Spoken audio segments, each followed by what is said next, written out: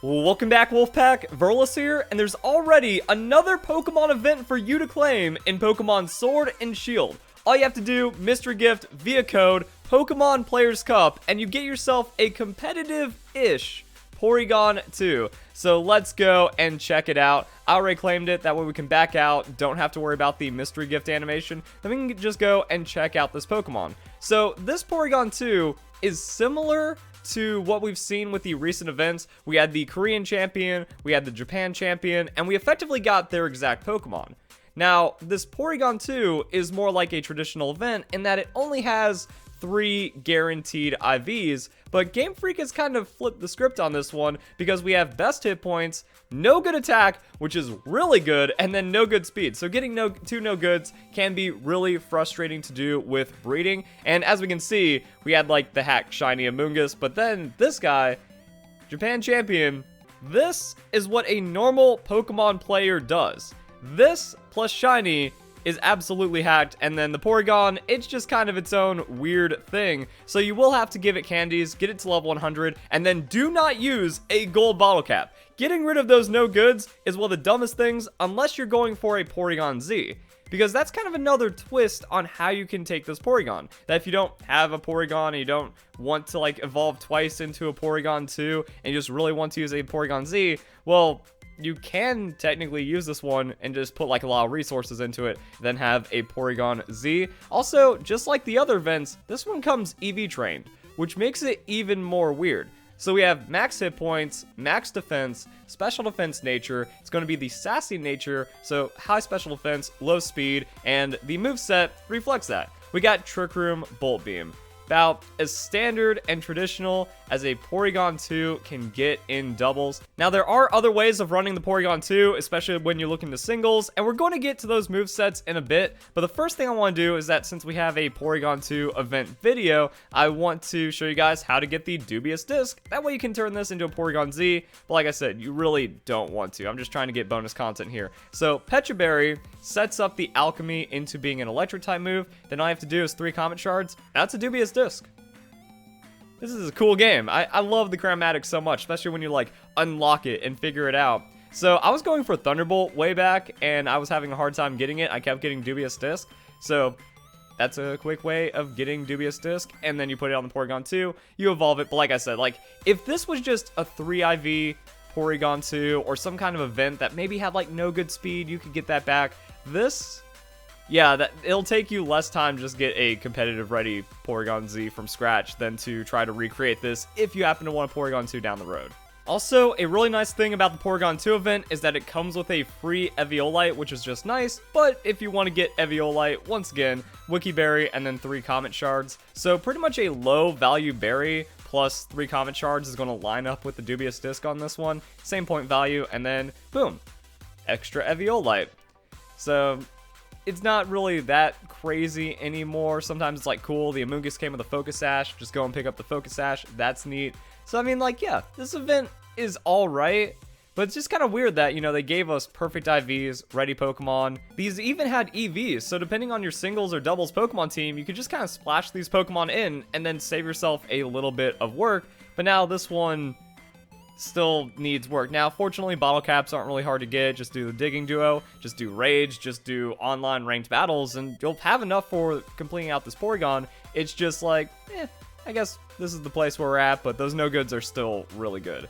Now, if we hop on over to Pokemon Showdown, we can see some other things that the Porygon 2 wants to do. Believe it or not, it is the 4th most used Pokemon on the singles battle spot right now. So, hey, you're actually getting like a top used Pokemon that's pretty good to play around with some tweaks. So most people are running the Modest Nature because it just does damage and it refuses damage at the same time. That Eviolite with these stats makes it tanky, and what makes Porygon 2 so good is the recover. It's an Eviolite Pokemon that has recover and doesn't have to give up anything for it because it's just a good Pokemon overall. Now, the ability you have with this event is download, so you can never get analytic, but most Porygon are running download anyways. You just fish for that special attack boost. If you get it, it's more damage than analytic anyways, and now this Modest Nature tank Pokemon is two-shotting people with Tri-Attack.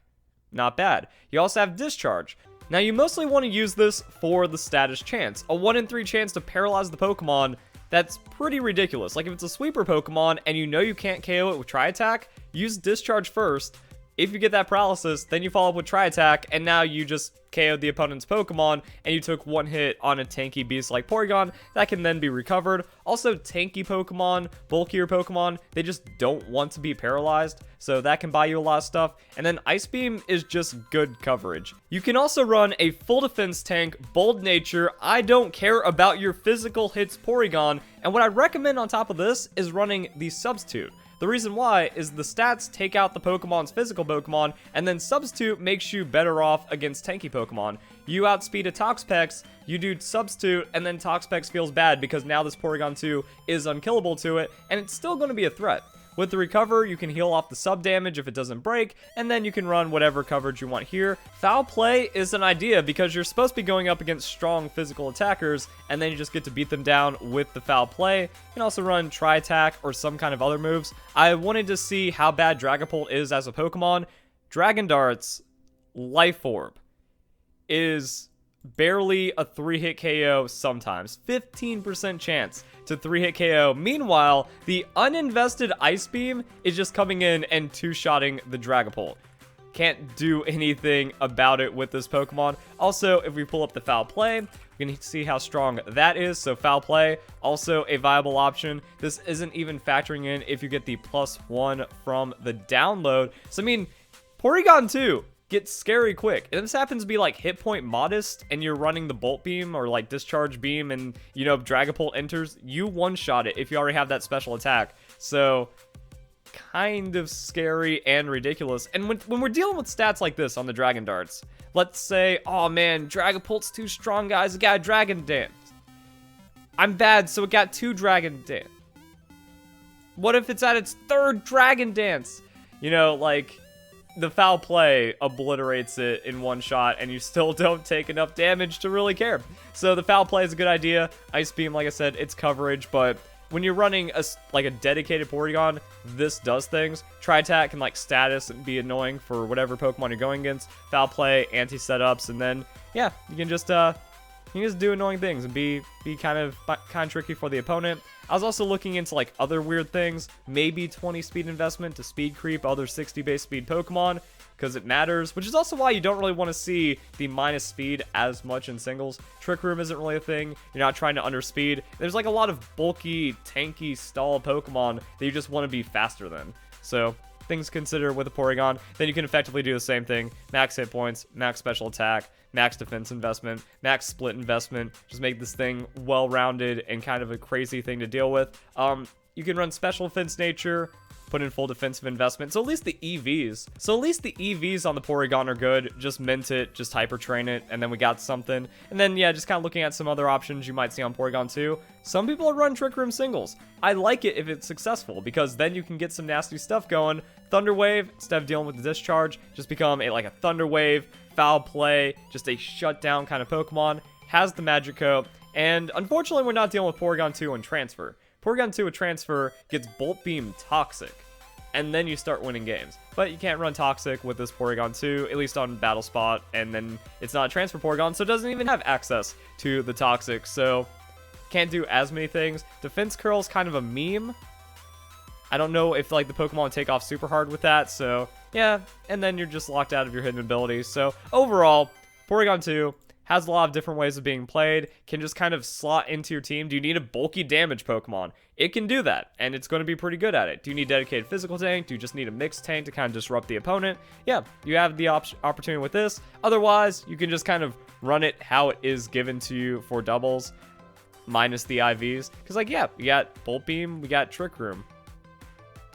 Going to be hard to, you know, disrupt this Pokemon and then not get something out of it. So yeah, it's a standard Porygon. Also, remember, it's no good on the speed. So if you're doing the speed creep things, then you might hyper train the speed, but leave the no good attack. You know, some people aren't always going to play Trick Room. I really don't like playing it too often. I've made Trick Room Pokemon I've never used. If you're confident you're never playing a Porygon 2 Trick Room, then you can get rid of that speed, the attack is good, and hey, you just saved yourself a good amount of time for breeding as well, because no good attack Porygon is nice. Also, this is good for breeding.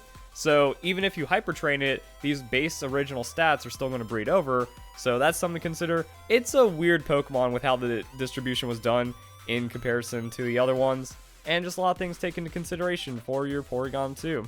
Maybe you don't even need Trick Room, so it can set it for itself. And then you run extra coverage or like a Foul Play or something. Hope you guys enjoy the video. Hope you all have a nice day. Thank you very much for watching.